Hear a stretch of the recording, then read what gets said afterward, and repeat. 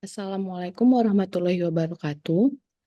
Kami dari tim Asisten Laboratorium Tata Letak Fasilitas Pabrik tahun 2023-2024 akan menyampaikan mengenai pembahasan soal UTS TLFP tahun 2023. Berikut soalnya. Direncanakan sebuah pabrik dengan operasi tunggal untuk memproduksi produk A dan produk B. Pabrik akan beroperasi 22 hari per bulan, 6 jam per hari, efisiensi 90%, dan keandalan 95%. Target produksi produk A sebesar 300 unit per bulan dan produk B sebesar 200 unit per bulan. Rincian proses produksi dapat dilihat pada tabel di samping. Ditetapkan bahwa frekuensi setup dihitung berdasarkan target produksi, sedangkan waktu pemrosesan berdasarkan jumlah bahan di awal proses.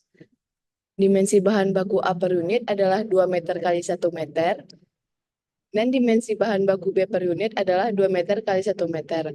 Sedangkan dimensi produk jadi A per unit adalah 1 meter kali 1 meter, dan dimensi produk jadi B per unit adalah 1 meter dikali 1 meter. Kebutuhan luas lantai gudang bahan baku maupun gudang produk jadi berdasarkan jumlah tumpukan dengan asumsi satu tumpukan adalah satu lot produksi. Fasilitas-fasilitas pabrik terdiri dari produksi dengan ukuran per unit adalah 10 meter kali 10 meter, kantor dengan ukuran 20 meter dikali 20 meter, pengolahan limbah berukuran 15 meter dikali 10 meter, sedangkan luas gudang bahan baku dan produk jadi berdasarkan hasil perhitungan banyak tumpukan bahan atau produk. Pada bagian ini kita akan membahas mengenai perhitungan kebutuhan bahan baku untuk kedua produk, yaitu produk A dan B, perhitungan jumlah kebutuhan mesin, dan perhitungan kebutuhan luas lantai setiap fasilitas. Baiklah, pada kali ini kita akan membahas mengenai perhitungan kebutuhan bahan awal. Sebelum menghitung kebutuhan bahan awal, kita perlu mengetahui target produksi dan persen scrap dari masing-masing produk. Seperti kita ketahui, target produksi produk A 300 unit per bulan dengan persen scrap 5%, serta target produksi produk B yaitu sebanyak 200 unit per bulan dengan persen scrapnya sebesar 2,5%. Untuk menghitung kebutuhan bahan awal yaitu rumusnya output per 1 dikurang persen scrap. Bisa dilihat untuk contoh perhitungan pada kebutuhan bahan awal produk A, yaitu target produksi produk A sebesar 300 dibagi 1 dikurang persen scrap produk A yaitu 5%. Didapatkan hasilnya 316 unit per bulan. Hal ini perhitungannya sama dengan kebutuhan bahan awal B dengan hasil yang didapatkan yaitu 206 unit per bulan. Baik, untuk soal berikutnya yaitu menghitung jumlah kebutuhan mesin. Untuk menghitung jumlah kebutuhan mesin, kita memerlukan total waktu yang dibutuhkan dalam memproses produk A dan B serta ketersediaan kapasitas jam yang ada. Untuk mengetahui ketersediaan kapasitas, kita dapatkan melalui hari kerja, jam kerja, efisiensi, dan keandalan proses yang telah diketahui pada soal. Hari kerja, jam kerja, efisiensi, dan keandalan proses dikalikan sehingga didapatkan hasil ketersediaan kapasitas jam sebesar 113 jam per bulannya. Kemudian kita mencari waktu yang dibutuhkan untuk memproses produk A dan B. Waktu proses yang dibutuhkan itu terdapat waktu proses produksi serta waktu untuk men-setup produknya. Yang pertama kita mencari perhitungan waktu proses untuk kedua produk, yaitu dengan mengkalikan waktu proses dikalikan kebutuhan awal dibagi 60. Dibagi 60 karena kita akan mengetahui waktu proses dalam bentuk jam. Dapat dilihat, waktu proses produk A yaitu 10 menit per unit dikalikan kebutuhan bahan yang telah dicari sebelumnya yaitu 316 unit, lalu dibagi 60 menghasilkan waktu proses yang dilalui oleh produk A yaitu 53 jam per bulan. Demikian untuk perhitungan waktu proses B dengan hasilnya yaitu 52 jam per bulannya. Setelah mencari waktu proses kedua produk, kita perlu mencari waktu untuk men-setup kedua produk tersebut. Untuk mencari perhitungan waktu setup kedua produk, kita perlu mengetahui frekuensi yang dimiliki setiap setup produk tersebut. Untuk mencari frekuensi setup produk, seperti yang dikatakan pada soal, frekuensi produk itu dihitung berdasarkan target produksi. Untuk mencari frekuensi setup produknya, yaitu dengan membagikan target produksi dengan ukuran lot yang telah disediakan. Seperti contoh pada frekuensi setup produk A dengan target produksi 300 dibagi dengan ukuran lotnya 50 dengan hasilnya yaitu 6 kali per bulan. Demikian pula dengan frekuensi setup produk B, yaitu 200 dibagi 20 didapatkan hasil frekuensinya yaitu 10 kali per bulan. Setelah mencari frekuensi setup kedua produk, dicari waktu setup kedua produk dengan mengalihkan waktu setup dengan frekuensi setup yang telah dicari sebelumnya, lalu dibagi 60 untuk mengkonversi ke dalam jam. Seperti contoh, pada perhitungan waktu setup produk A, yaitu frekuensi setup produk A sebanyak 6 kali dikali waktu setupnya yaitu selama 15 menit dibagi dengan 60 untuk mengkonversi dalam jam. Dapatkan hasilnya 1,5 jam per bulan. Demikian pula perhitungan waktu setup produk B dengan hasil yang didapatkan yaitu 3,33 jam per bulan. Setelah mendapatkan waktu proses dan setup, lalu kita tambahkan untuk menjadi total waktu prosesnya. Kemudian kita tambahkan untuk kedua produk seperti berikut. Waktu proses A ditambah waktu proses B ditambah waktu setup produk A dan produk B didapatkan dengan total waktu yang dibutuhkan yaitu 109 jam per bulan. Nah, setelah mengetahui total waktu proses yang dibutuhkan kedua produk dan ketersediaan kapasitas jam, lalu kita dapat mencari total jumlah kebutuhan mesinnya dengan membagikan total waktu proses yang dibutuhkan kedua produk dibagi dengan ketersediaan kapasitas jamnya. Dapat dilihat, total waktu yang dibutuhkan yaitu 109 jam per bulan dibagi 113 jam per bulan sebagai ketersediaan kapasitasnya. Hasil yang didapatkan yaitu 1 unit.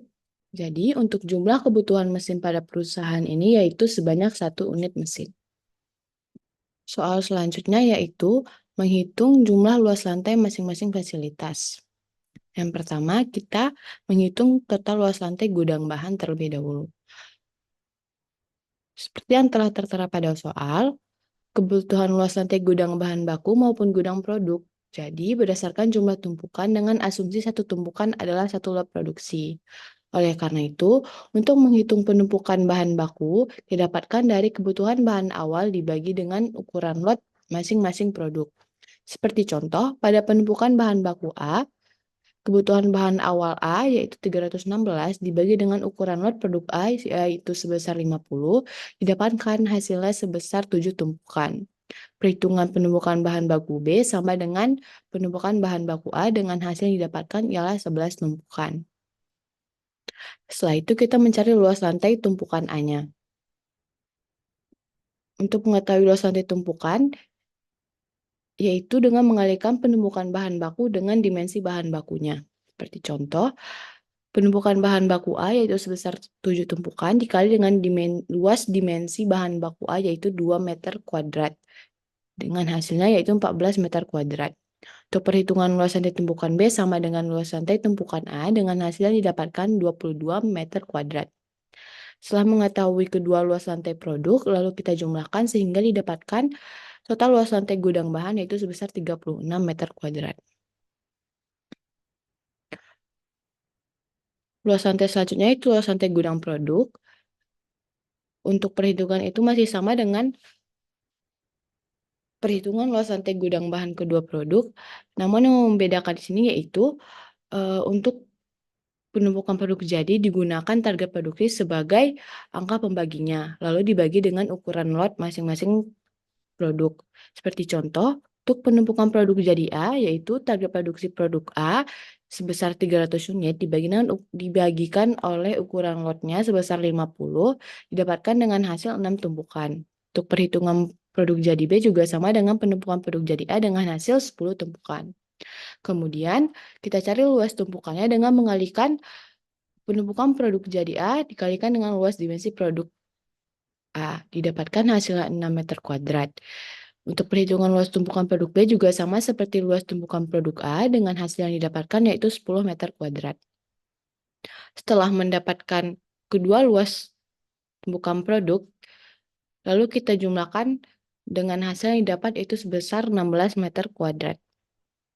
Baik, setelah mencari kedua luas lantai gudang bahan dan gudang produk, kita akan mencari jumlah luas lantai dari masing-masing fasilitas. Untuk dimensi luas lantai produksi bahan baku produk jadi kantor dan pengolahan limbah telah ada di soal dan telah dihitung sebelumnya. Dengan luas produksi sebesar 100 meter kuadrat, dengan perhitungan dimensi fasilitas produksi per unit dikali jumlah kebutuhan mesinnya. Karena jumlah kebutuhan mesin yang kita miliki hanya 1, maka 100 dikali 1 sama dengan 100 meter kuadrat.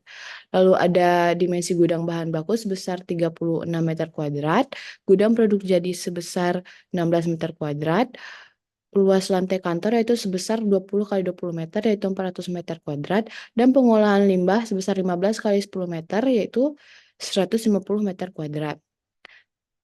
Lalu dari masing-masing fasilitas tersebut luasnya kita totalkan dengan total luas lantai perusahaan tersebut yaitu sebesar 702 meter kuadrat. Baik, selanjutnya saya akan menjelaskan mengenai soal nomor 5. Soal nomor 5 sendiri itu buat ARC dari produksi, kantor, gudang bahan baku, gudang produk jadi, dan pengolahan limbah berdasarkan petunjuk soal. Di mana di soal sendiri itu tidak perlu ada alasan karena relationship sudah ditetapkan dalam soal. Baik, untuk soal di sini yang pertama eh, itu kita perlu mengetahui nilai-nilai dalam merancang HRC. Untuk nilai-nilai yang ada pada perancangan HRC sendiri itu ada nilai A, nilai E, nilai I, O, U, dan X. Di mana setiap nilai tersebut terdapat deskripsi yang menjelaskan setiap nilainya. Contohnya untuk nilai A adalah mutlak berdekatan, E sangat penting berdekatan, I penting berdekatan, O bebas, U penting berjauhan, dan X adalah mutlak berjauhan. Dalam menyelesaikan soal di sini, itu kita tidak perlu menuliskan atau membuatkan alasan-alasan pembuatan relationship-nya. Hal itu dikarenakan di soal sudah diketahui tingkat relationship antar setiap fasilitasnya. Jadi di sini sebagai contoh untuk fasilitas gudang bahan baku dan gudang produk jadi itu tingkat relationship-nya pada tabel relationship itu bebas sehingga nilainya bisa kita kategorikan sebagai O. Maka dari itu untuk merancang ARC kita dapat meletakkan huruf O antara fasilitas gudang bahan baku dan fasilitas gudang produk jadi. Begitu juga dengan fasilitas lainnya seperti gudang bahan baku dan produksi, di mana nilainya itulah E, dengan deskripsinya yaitu sangat penting berdekatan. Maka dari itu, untuk nilai yang kita berikan pada perancangan ARC untuk fasilitas gudang bahan baku dan produksi itu adalah E. Jadi begitu juga dengan fasilitas-fasilitas lainnya juga kita berikan setiap nilai-nilainya berdasarkan relationship yang telah ditentukan oleh soal.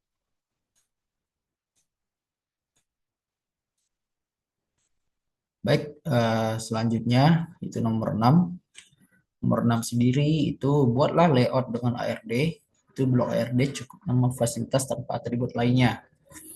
Jadi perancangan ARD sendiri itu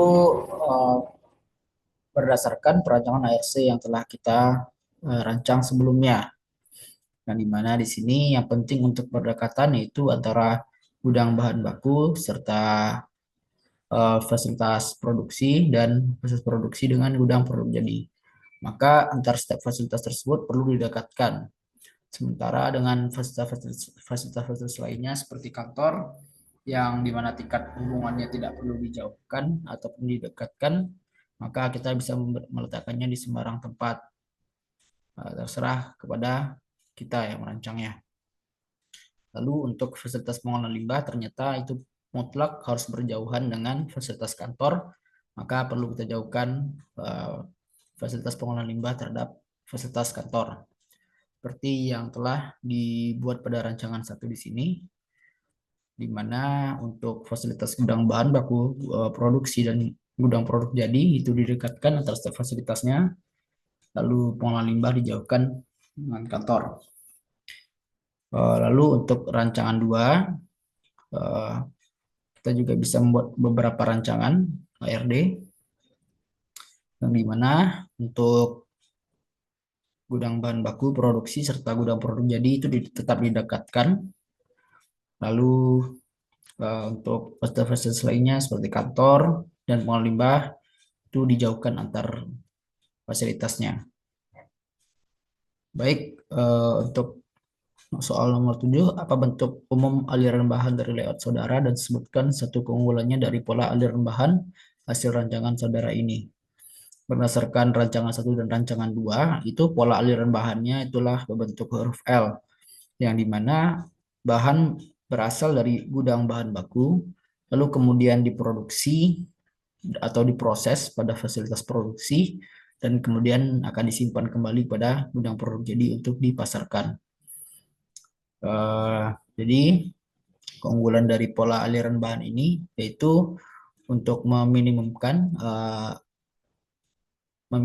luas area pabrik sehingga menghasilkan efisiensi yang tinggi dalam biaya perancangan pabriknya. Baik, sekian dari penjelasan soal UTS. Rancangan fasilitas. Assalamualaikum warahmatullahi wabarakatuh.